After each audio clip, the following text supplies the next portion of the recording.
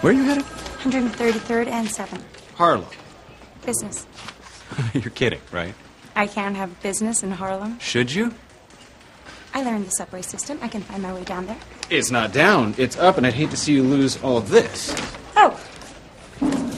Okay. Up. Nighttime in Harlem, I'm sure you'll blend in beautifully. That's not a very nice attitude. That's exactly what you're going to need up there. Tad, it's personal. You mean a female thing? No. Well, then what the hell? I'll come along. I haven't been to Harlem in days. Fine. One of the points of conflict in the storyline is the relationship between Laura and her sister, that Kelly Garner plays, Kate. And Kate's her older sister, but Laura, yeah, like you said, Laura's kind of like the golden child, but she's also a real people pleaser, and she just did what she's told, and she never really tried to rebel against her family's wishes and things like that. So she's always had a very sheltered life, and Kelly's character, Kate, is the one that kind of fights against that. So obviously she was the black sheep, she calls it, of the family, and now that Laura's also run off to become a Pan Am stewardess, which is totally rebelling against what her mother and family want, she's kind of living the Kate life at the moment. In him, however, the Monte Carlo Casino VIP room, Mr. Lonzo will be gambling with a friend of his, a friend who is currently seeing an Italian woman who goes by the name of Lina Bracca. She's a Soviet agent. We'll need her fingerprint.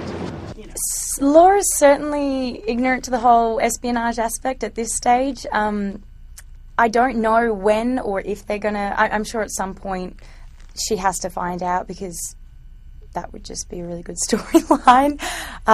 She's Laura's inadvertently getting mixed up in some of this espionage, CIA sort of things, which just adds to the conflict of Kate's storylines because it's making her missions more difficult. Yeah, when I'm flying these days, I'm just like, well, if it was the 60s right now, I'd be eating caviar and I'd have so much legroom and I wouldn't have this stewardess glaring at me right now. But it's nice to kind of reminisce on the old days and imagine what it would have been like when flying was luxurious. But more than that, it was the excitement that made it special, I think. Not just the fact that, yes, it was more glamorous and a lot more comfortable, but it was so new. It's hard to wrap your head around the fact...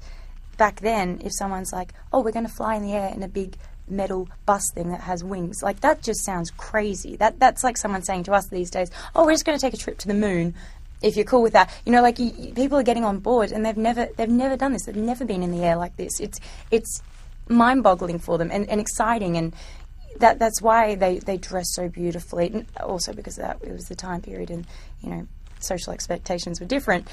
You can't wear your pajamas on the plane in the 1960s. But